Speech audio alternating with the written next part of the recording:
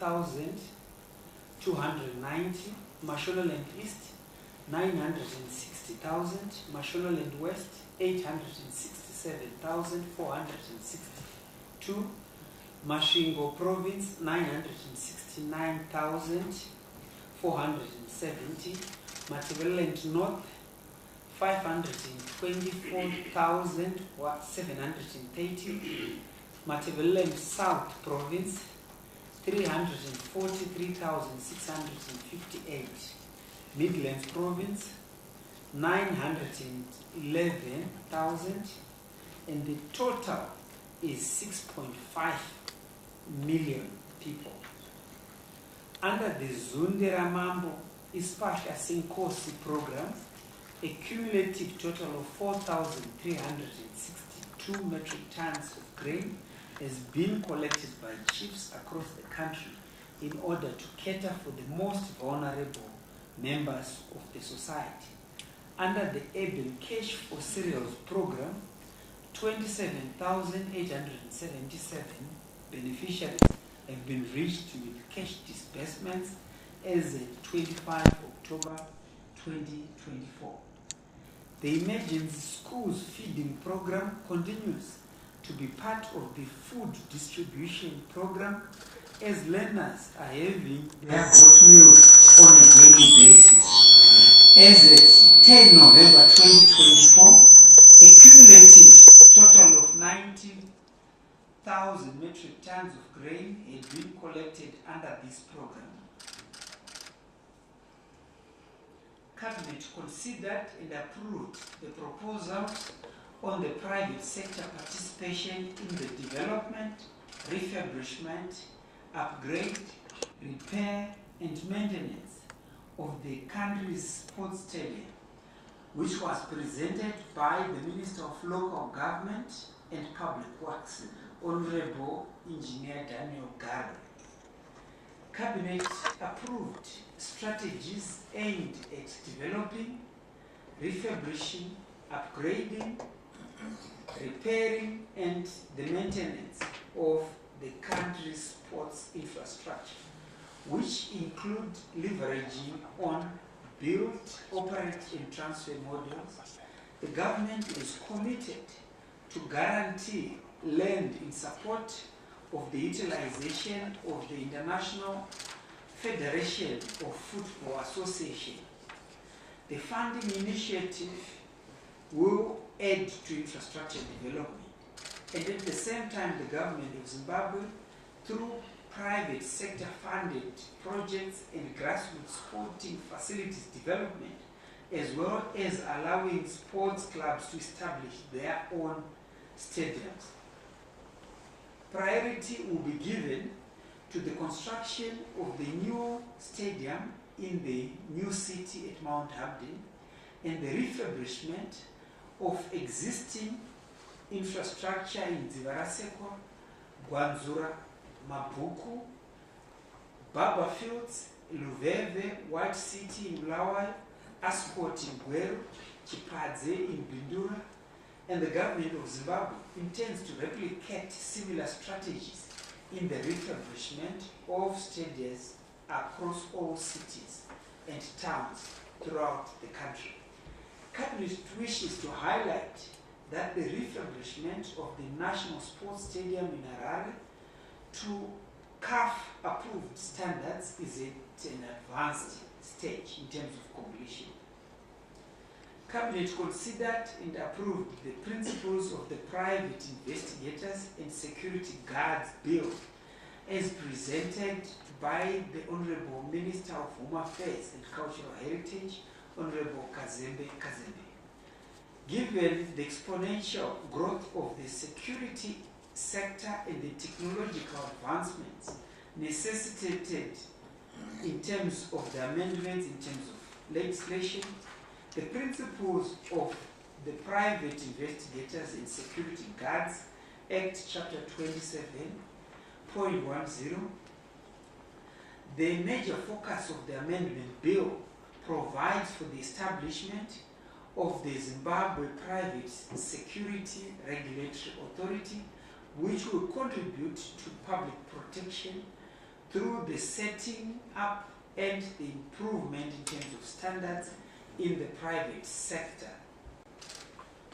in mainly focusing on the private security industry and promoting compliance. It will also enhance public confidence in the country's private security services. More specifically, the primary duty of the authority is to ensure that players in the private security industry comply with governing legislation and set standards and codes of conduct through licensing, training, monitoring, and inspection.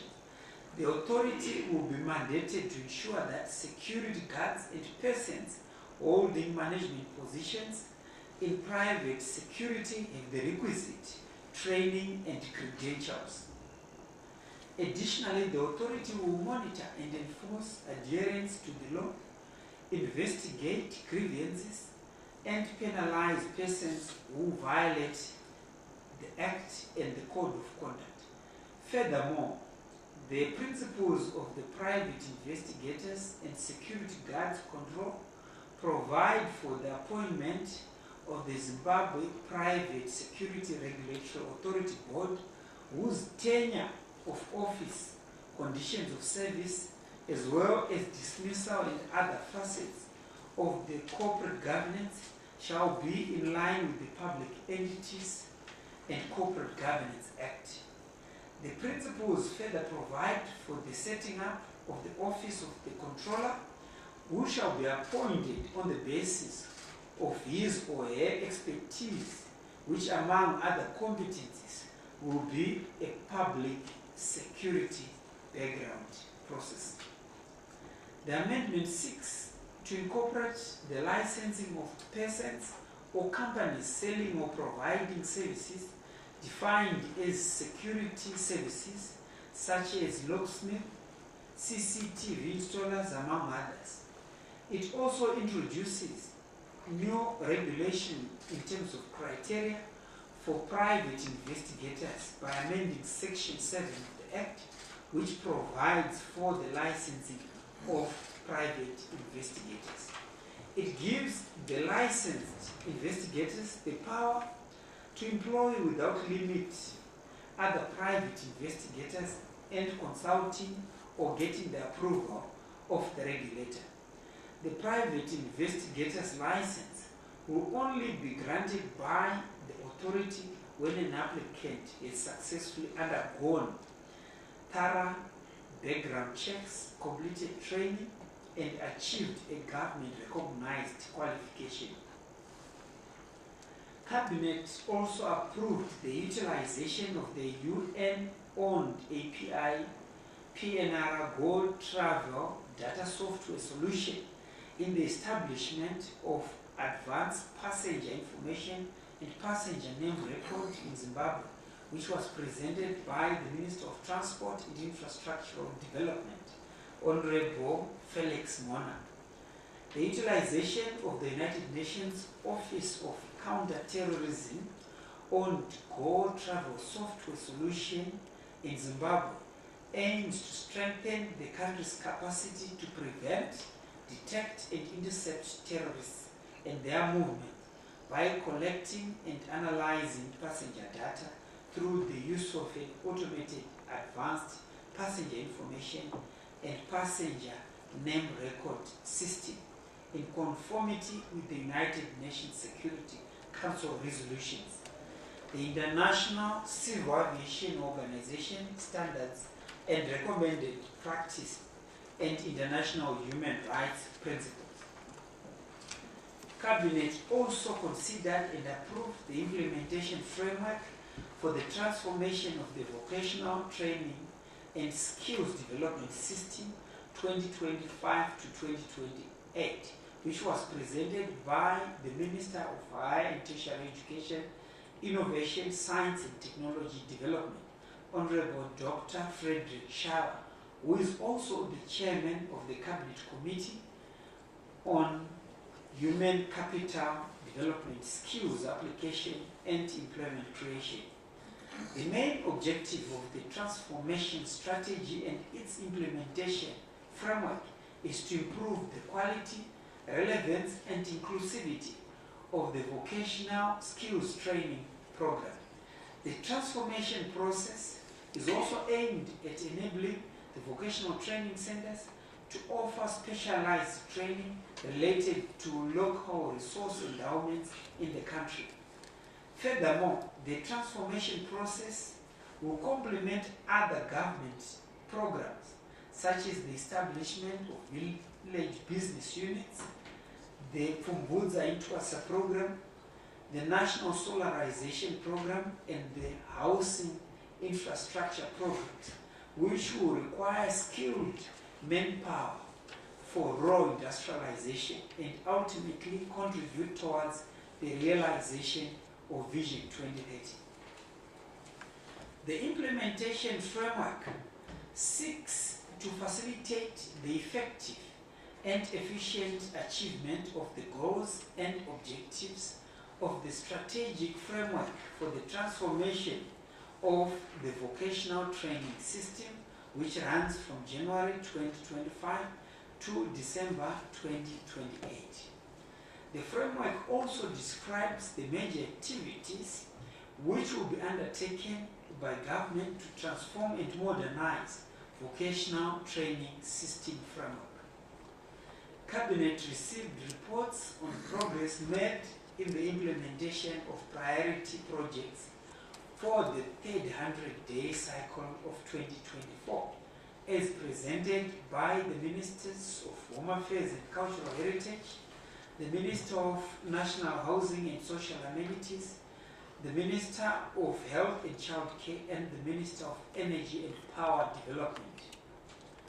The Honorable Minister of Home Affairs and Cultural Heritage, Honorable Kazembe Kazembe, highlighted the following achievements in terms of projects under his purview: the computerization of 4 sub-offices in Murambinda, Mahusekwa in Mashonaland East, in Chiremwaremwa in Mashingo Province, and in Chimanda in Mashonaland Central Province is underway. And the sub-offices in terms of computer equipment deployment is at 50% in terms of completion. A preliminary survey for the establishment of the Chitepo Liberation Heritage Archive in Manicaland Province has been conducted, and procurement of the materials to establish this facility is being expedited. The refurbishment of the Nambia Community Museum in Wanke, Matabeleland North Province is on course. The development and deployment of the online border management system is progressing very well. The establishment of production vocational training units is at 65% in terms of completion, and the construction of a skills training workshop and multi-purpose sports facility at Herbert Chitepo Trust Training Center is underway. The Minister of National Housing and Social Amenities, Honorable Jemusola, also reported progress that has been achieved under his purview. The proposed Marondera Flats housing project in Marondera, Mashonaland East Province is at 95% in terms of completion. The proposed Lupane housing project in Matabeleland North Province has been completed. The proposed Binga housing project has been completed. The Uzumba Maramba Pungwe Mutawatawa housing project is at 90% in terms of completion. The proposed Bite Bridge redevelopment in Matabeleland South is at 71% in terms of completion. The Minister of Health and Childcare, Honorable Dr. Douglas Mumbishora, also reported progress that has been recorded under his purview. The repair of cancer machines at Mpilo Hospital is at 90% in terms of completion, with the CT scan and the chiller being work in progress.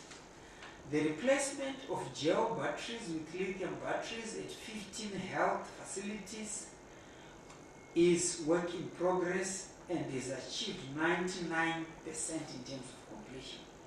The construction of the National Tuberculosis Reference Laboratory at Impilo Hospital is on course, with the construction of the superstructure at 85% in terms of completion.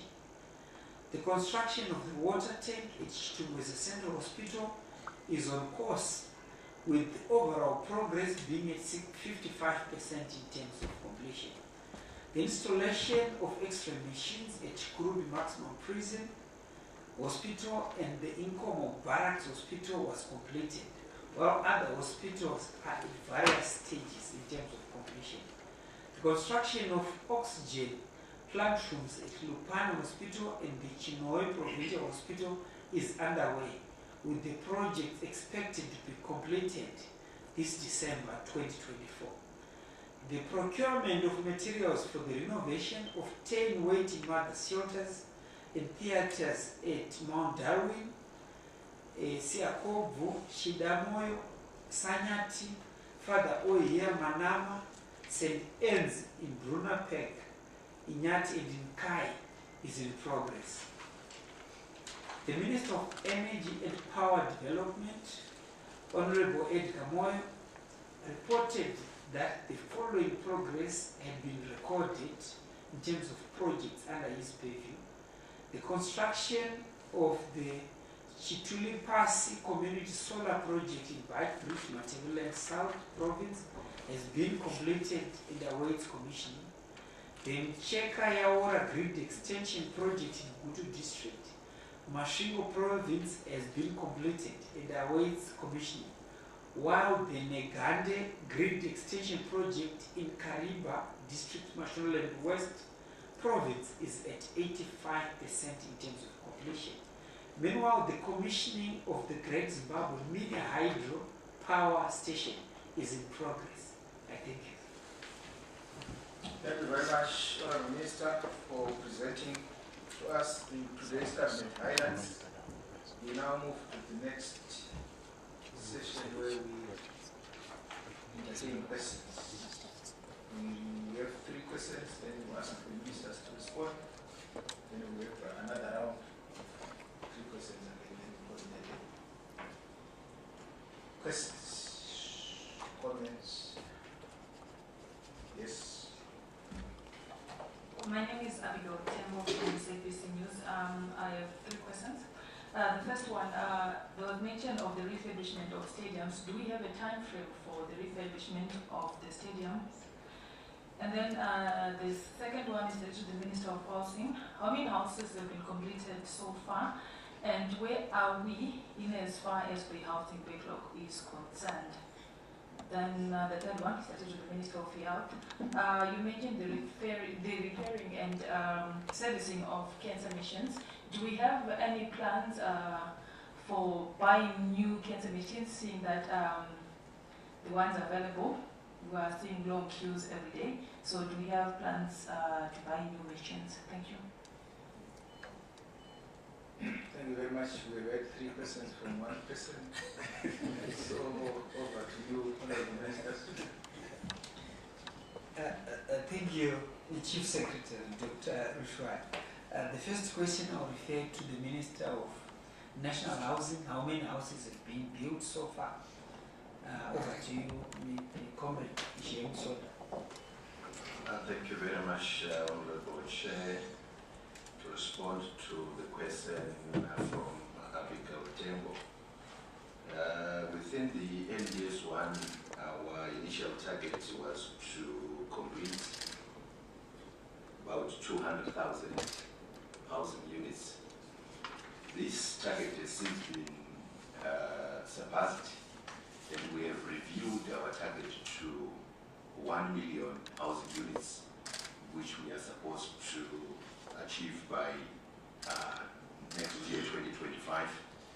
At the moment, we are in the process of collecting the data, given that there are many stakeholders that are participating in this space. We have local authorities utilizing devolution funds, even individuals constructing their own houses. So we are working together to come up with the current status where we are, but we are certain that the target of 1 million housing units will be achieved by 2025. And the other question was how far have we gone with the backlog? Yes, we acknowledged when we launched our national human settlements policy in 2020 that the housing backlog was around 2 million housing units. This continues to be a moving target, given that we have new families that are coming up, and the population continues to grow. But the effort that we have made so far is to ensure that as we get to the end of the National Development Strategy Period 1, we would have achieved the 1 million housing units, and obviously that is going to account for the deficit that we had initially estimated to be around 2 million housing units. I thank you. The second question to Dr. Mombeshora about do you have any plans to procure new machines in terms of cancer equipment? Thank you very much, Abigail Tembo, for that question. The first simple answer is to say yes, we've got plans to buy new cancer machines. We've got 2 cancer treatment centers in Zimbabwe, one at Parinyatwa and the other one at Mpilo. The one at Parinyatwa is fully operational at the moment, with the one at Mpilo now operational, but only the CT scan is not yet operational, and we require some money to buy the spares for that CT scan. But our plans now that we know that we are going to get money from sugar tax, we have already sought some advice from the specialists who are the radio oncologists, and to say what are their priorities in terms of the equipment that we require. We are going to add more machines at Parinyatwa and Mpilo hospitals, but we have also planned to procure more machines to start new centers, that is at Chinoy Hospital and in Gweru Provincial Hospital. We are also planning to put other cancer treatment centers in Mashingo and in Mutare at Vegetable Hospital. We are at an advanced stage. Yesterday I was I got the update that PRAS is approved our request to do a short bid, which is for 5 days, so that we shorten the procurement period, and with a few conditions. So we are now in the process of actually requesting for those bids. We hope we will be able to do the procurement process within this side of the year, before the 31st of December. Hopefully everything will be progressive, and that is going to, we are going to use the money from the sugar tax to procure the new equipment. The new centers will be fully operational with all the necessary equipment that is required, and we all have now the quotations, and it's just the process that is left. Thank you. Thank you. Thank you, Dr. Mombeshora. I will take the other question. The Honorable Minister in charge of local government is not here.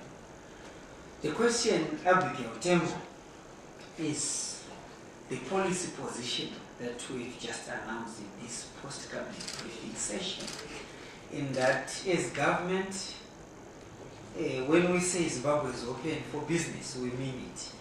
This is the creation of a magnetic investment climate that allows the private sector to be able to participate in sports infrastructure investment issues, primarily focusing on the refurbishment of sports infrastructure, the upgrading, repair, maintenance, including the construction of new stadiums across the country.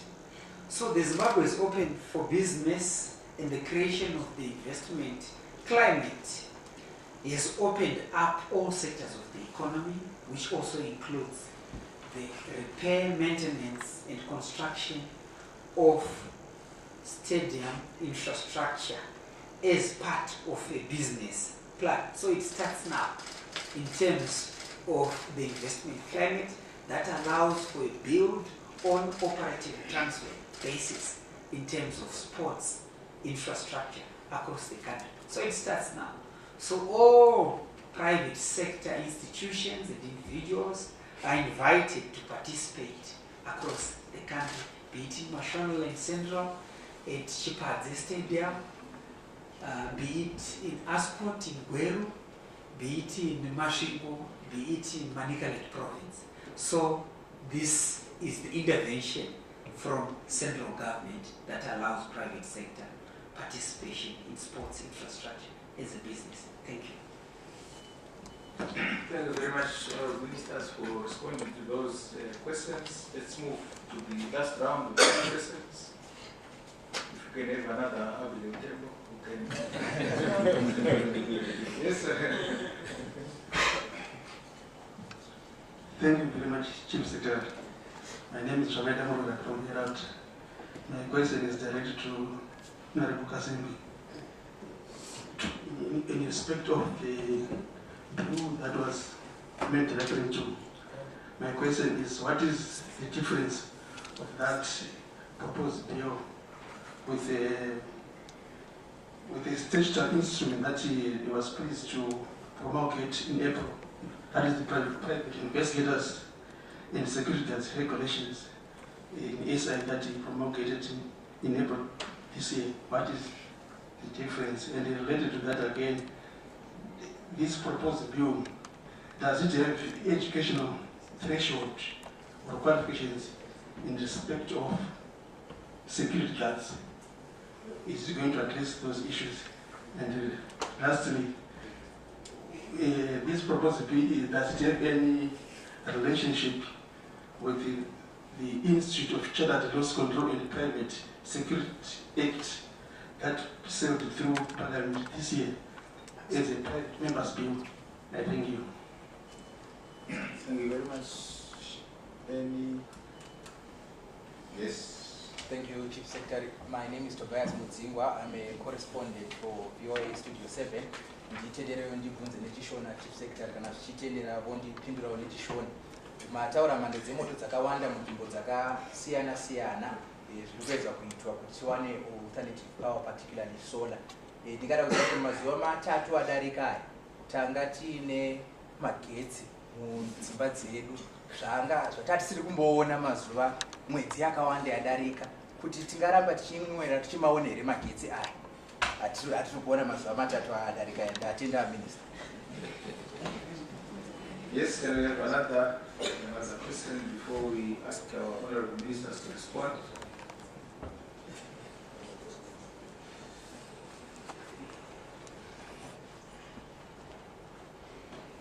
And we go a second time.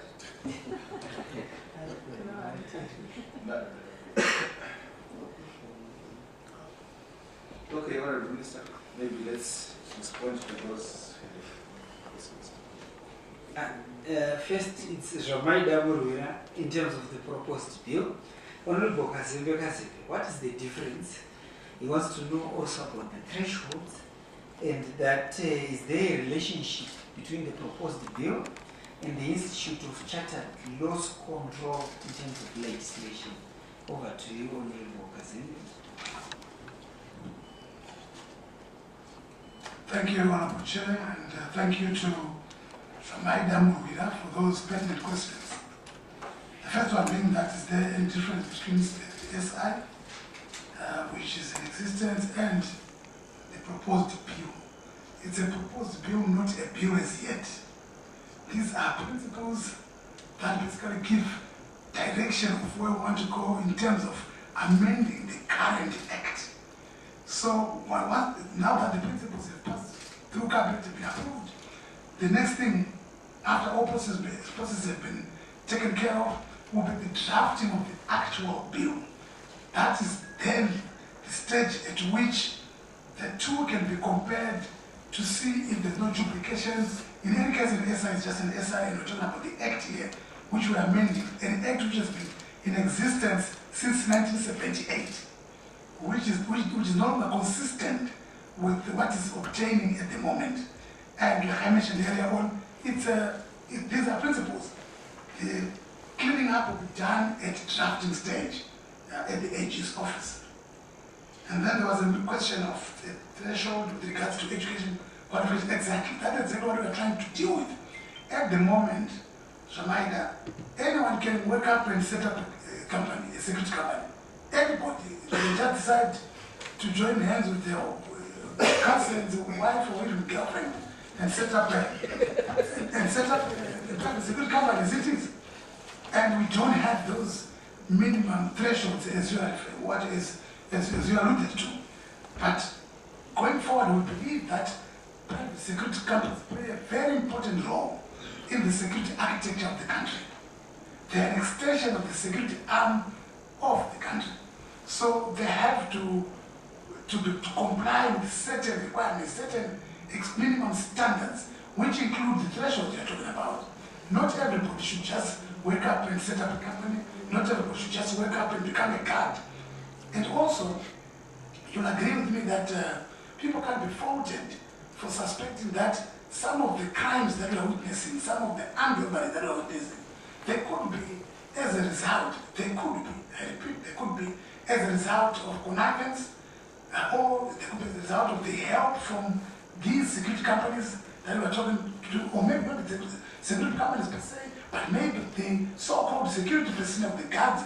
So we need now to have an act that addresses those areas where we can account for people who are in this industry, where we can ensure that those who are in the industry are trained, have got the requisite security background, and they are clean and clear, and they have the capacity to do what they want to do. So basically, that's what these principles are attempting to address. And then the relationship with the private chartered institute of loss control. Yes, again, this will be dealt with at the drafting stage to see if there are any similarities or gaps. The drafters will attend to only those issues that are supposed to be attended to in terms of closing the gaps. Thank you, Honorable Chair. Voice of America.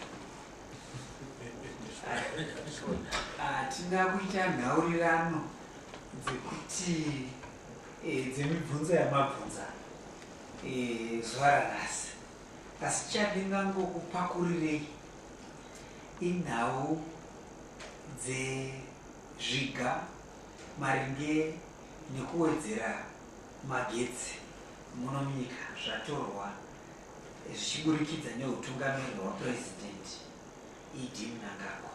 Ndichatsetsenura zvimwe zvacho nekuti zvakawanda zvinozadza mabhaibheri. Kuvandudzwa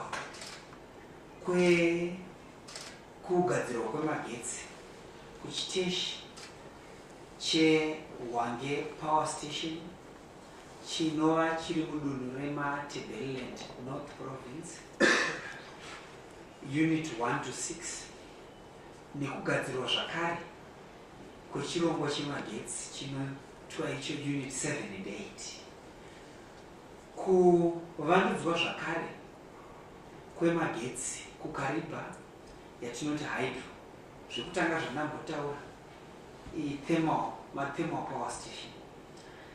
Urongwa zvakare hwerenewable energy policy unoona nezvekutapwa kwezuva kuti ringe richigadzira magetsi muno munyika.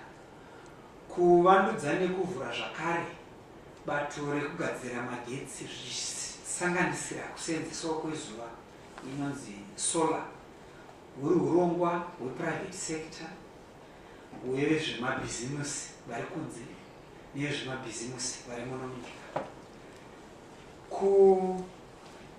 Kubatanidza zvakare padhamhu rimwe nerimwe rine chikamu chinokwanisa kunge chichibatsiridza kuti tinge tichigadzira magetsi atava kuti ma-integration ema-energy power projects on each and every dam infrastructure or river.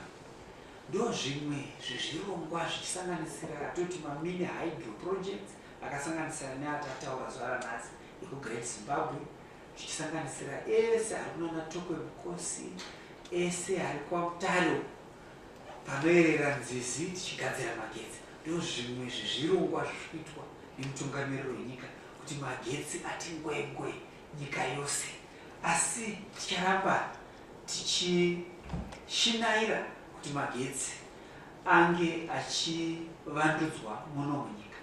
Zuro chaiye mutungamiriro wenyika anoparura zvakare chimwe chirongwa chemagetsi kudunhu reMatabeleland North Province, ende vacharamba vachiparura zvirongwa zvakasiyana-siyana mumatunhu akasiyana-siyana kuti tivandudze kugadzirwa kwemagetsi muno munyika. Maita basa. Thank you very much, colleagues from the media, for those questions. We also want to thank the honorable ministers for responding to those questions. We have come to the end of today's post-cabinet press briefing. Thank you very much.